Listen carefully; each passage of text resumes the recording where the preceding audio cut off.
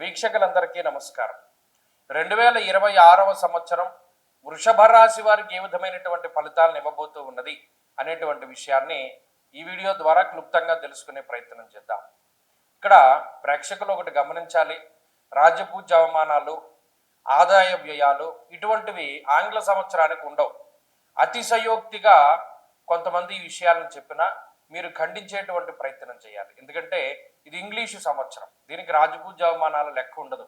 అలా చెప్పుకోదలు చూస్తే గత సంవత్సరం ఉగాది, విశ్వావసునామ సంవత్సరానికి సంబంధించిన ఉగాదే మనకి ప్రామాణికం. కాబట్టి ఇప్పుడు మనం చెప్పుకోబోయే ఫలితం జనవరి టు డిసెంబర్ 31 మాత్రమే ఇంగ్లీషు ప్రకారంగా. ఇక ఫలితాల్లోకి గనక మనం ముందుకు వెళితే వృషభ రాశి వారికి ఈ సంవత్సరంలో రాహు 10వ స్థానంలో ఉంటారు ఆల్మోస్ట్ ఈ సంవత్సరం మొత్తము.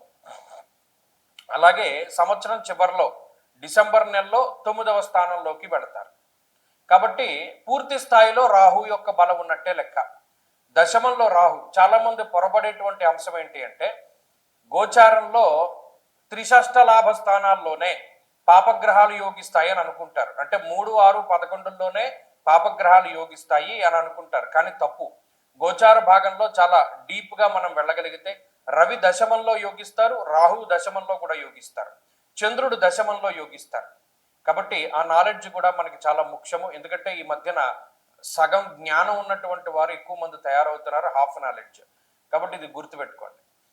రాహు దశమంలో వృషభ రాశికి యోగించే గ్రహం. ఇక శనేశ్వరుడు సంవత్సరం మొత్తం లాభస్థానంలో పూర్తిగా అనుకూలించేటువంటి గ్రహం. ఆయన మధ్యలో వక్రించినా రాశి మారట్లేదు. కొంతమంది అతిశయోక్తితోటి శని వక్రగతి ఫలితాలు, మళ్ళీ ఆయన రుజుమార్గంలోకి వెళ్ళిన ఫలితాలు, మళ్ళీ వక్రించిన ఫలితాలు అంటూ వీడియోలు పెడతారు. అది మిమ్మల్ని కన్ఫ్యూజ్ చేయడానికే తప్పితే ఏం కాదు, ఉత్త వాళ్ళ వ్యూస్ పెంచుకోవడం. కాబట్టి శని అక్కడే ఉంటున్నారు, ఆ ఫలితాన్ని ఇస్తారు. ఇక గురువుతోనే కొంచెం సమస్య. ఆయన జూన్ 2వ తారీఖున తృతీయ స్థానంలోకి వెళ్తారు. అంటే జూన్ 2 వరకు గురుబలం ఉంది, ఇది గమనించాలి. ఆ తర్వాత అక్టోబర్ 31 నుండి చతుర్థ స్థానానికి వెళ్తారు. ఈ సంవత్సరంలో 2 సార్లు 2 రాశులు మారుతున్నారు. ఇక్కడ జూన్ 2వ తారీఖు దాటిపోతే గురుడు అటు కర్కాటకంలోకి వెళ్ళినా సింహంలోకి వెళ్ళినా వృషభ రాశి వారికి ఒరిగేదేమి లేదు, గురుబలం లేనట్టు లెక్క. కాబట్టి జూన్ 2 లోపు గురుబలం ఉన్నది. అంటే దాదాపుగా పూర్ణంగా అన్ని దీర్ఘ సంచార గ్రహాలు యోగిస్తున్నాయి. దాదాపు 70% బలాన్ని కలిగి ఉన్నటువంటి రాశి ఈ వృషభ రాశి. ఈ సంవత్సరంలో 70% శుభ ఫలితాలను మనం ఆశించవచ్చు. ముఖ్యంగా లాభస్థానమందు శనేశ్వరుడు ధనధాన్యాలని అభివృద్ధి చేస్తారు. దీర్ఘ సంచార గ్రహం ఆయన లాభస్థానంలో పూర్ణంగా యోగించి ఇల్లు కట్టుకునేటువంటి విధంగాను, విదేశీయానానికి ఎవరైనా ప్రయత్నం చేస్తూ ఉంటే వేరే దేశానికి వెళ్ళేటువంటి విధంగాను, లేదా వేరే దేశంలో స్థిర నివాసం ఏర్పాటు చేసుకునేటువంటి విధంగాను అటువంటి వాటికి అవకాశాన్ని కల్పిస్తారు. అంటే విద్యా సంబంధమైన, ఉద్యోగ వ్యాపార సంబంధమైనటువంటి విదేశీయాన విషయాలన్నీ కూడా వృషభ రాశి వారికి యోగిస్తాయి. రెండో విషయం ఏంటి అంటే ఉద్యోగ సంబంధమైనటువంటి విషయాలు. గత సంవత్సరంలో 2025వ సంవత్సరంలో ఉద్యోగ పరంగా ఏవైతే అనేక రకాల సమస్యలు ఉన్నాయి, ఒడిదుడుకులుండి, ఉద్యోగం లేక కొంతకాలం ఉండి కొంతకాలం లేనటువంటి పరిస్థితులు ఉన్నాయో అటువంటి పరిస్థితుల నుండి బయటపడగలుగుతారు.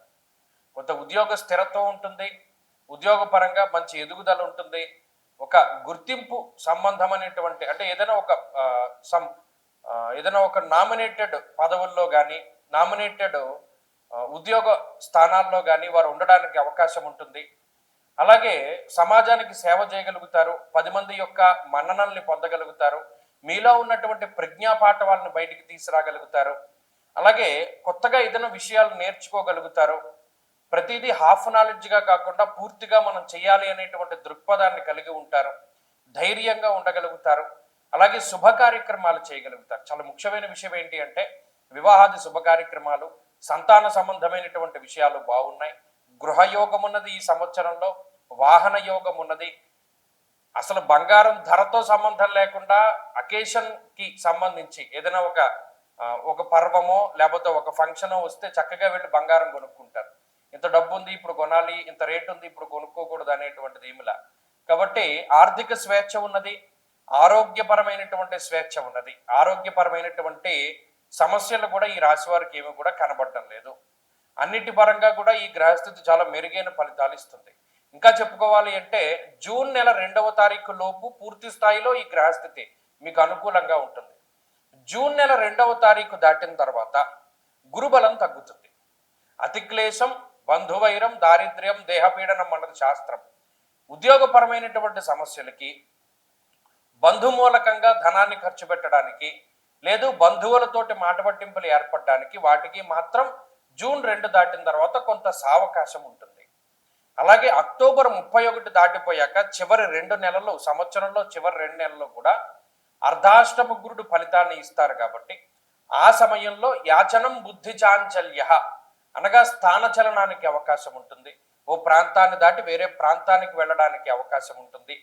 అంతేకాకుండా బుద్ధి స్థిరత్వం ఉండదు.